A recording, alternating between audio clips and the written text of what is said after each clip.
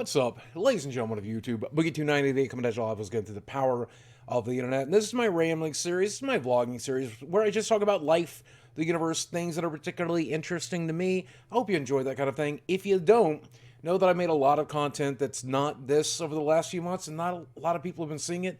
I'm actually going to include a playlist down below in the comment section, as well as the doobly-doo, so feel free to go watch those videos instead if you're not into this kind of thing. So it's been about 72 days since I uploaded this infamous video, and it apparently set a good chunk of the internet on fire. And I kind of thought it would. I knew that if I swallowed my pride and talked about needing people's help and wanting them to check out my Patreon and my sponsors and all that stuff, people were going to get upset, specifically considering my history. I did not expect people to get that upset. But I want to let you know, I pulled those videos down, and I don't plan to talk about money moving forward. Most of the videos I've made talking about money, I've just gone ahead and pulled them down. That's not something I'm comfortable talking about anymore.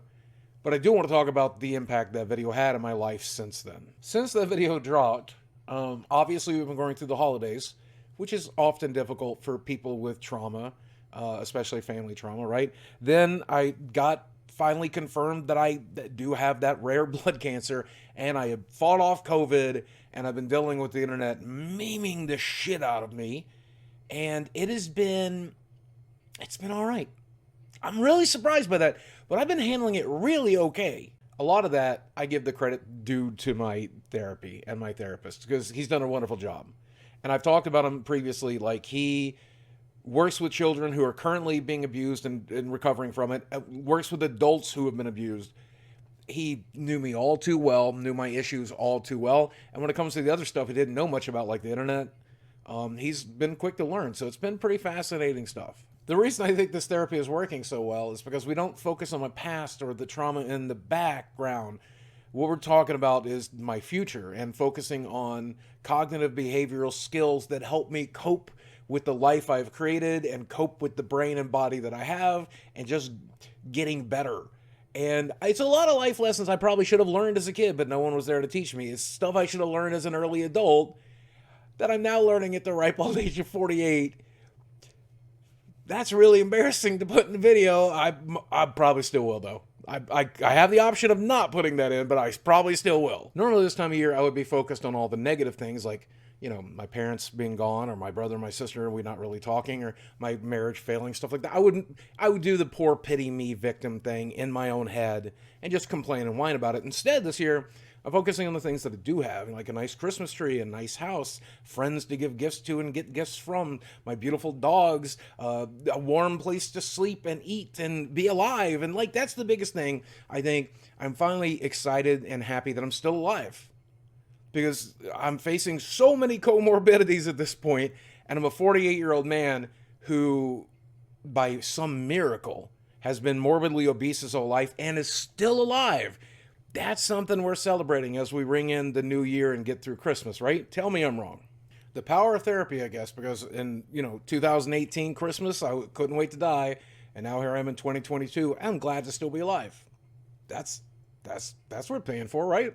Now, if you followed me for any amount of time, you'll know that I normally live stream at least a little bit on Christmas Eve and a little bit on Christmas Day, and I'm planning to do at least one of those days.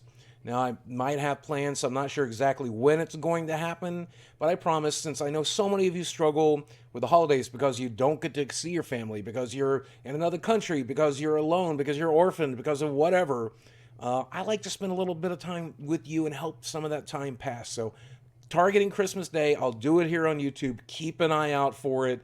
I'll let you guys know ahead of time, and you can come hang out with me, and we'll make out under the Christmas tree or whatever you're into. But now let's talk about the thing I think a lot of people clicked on this video for, which is me discussing, that infamous video and the fallout that came from it. And I think you might be surprised at my reaction this time. Let's see. You let me know in the comments section if you're surprised. I think some people overreacted, but for the most part, I kind of deserve the negativity that came at me. I saw people like Charlie and Mutahar and other people talking about it, and I normally try to avoid all of that stuff with these videos, but this time I actually tuned in. I had the skills to be able to do it. I listened, and, they're not wrong, man. Before pulling that video down, I went back and listened to it with that fresh perspective in my mind, And I realized why everybody was so upset in a way that I wasn't expecting. Because when I made that video, to me, I was just saying, hey, I'm back to making videos full time. I'd love to be a YouTuber again. I'd love to have your support. That's what was going through my mind. But now I see it from everybody else's perspective, and it actually fucked me up a little bit. But with that fresh perspective in my mind, I saw people's problem with that video. It's not that I was asking for Patreon or sponsorship or anything like that. It's the fact that I wasted my money gambling it on crypto like an idiot, spending it on collectibles and traveling, and now I'm asking my audience to bail me out. That's pretty fucked up. I see that now. It is not your responsibility, dear viewer, to bail me out of my downward spiral. It's my responsibility. I'm the one who has to do it. Nobody can do that for me. And I shouldn't be asking for your money to do it with. If I want more internet money, stream more often. If I want more internet money, make more videos. Don't make a video e-begging, and certainly don't talk about the troubles I've had, the issues I've had, and everything else, and then put that on you to help me solve those. That has to be me. And now that I have that perspective, boy, I understand a little bit better why people get so pissed off at me. Now, did I handle this situation perfectly? Pretty far from it. I did the same shit I always did, which is when people are mad at me, I do one of two things. Either I try to so I don't care that you're mad at me, screw you, and screw that person, screw Muda, screw Charlie, right? Or I try to convince people that they are wrong and try to see things from my perspective instead of trying to see it from theirs, which is what I should be doing. And so, I don't know.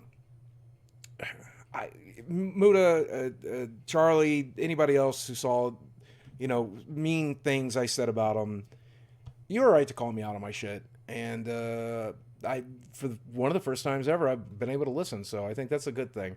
My apologies for saying any rude shit. Sorry. It may not be that visible here on YouTube or on Twitter how much better I handled this stuff. But for me and my friends, it's been so visible, the changes that I'm going through. And I'm getting closer, not very close, but closer to the person I was, say, in 2014, 2015, where I'm not as bitter, I'm not as angry, I'm not as cynical, I'm not as sad. And in fact, most days I wake up, I'm excited that I woke up. I'm excited to be in the world. I'm excited to go play a new game and watch a new show and hang out with my friends and hang out with my dogs and enjoy life. It's sad that it took me 48 years to get there, but I'm there. I mean, I wasn't even happy to be alive back in 2014, 2015. I was still processing shit. But now that I have the tools to process all the new shit, I'm also processing the old shit and finally setting some of that baggage down. And I enjoy life.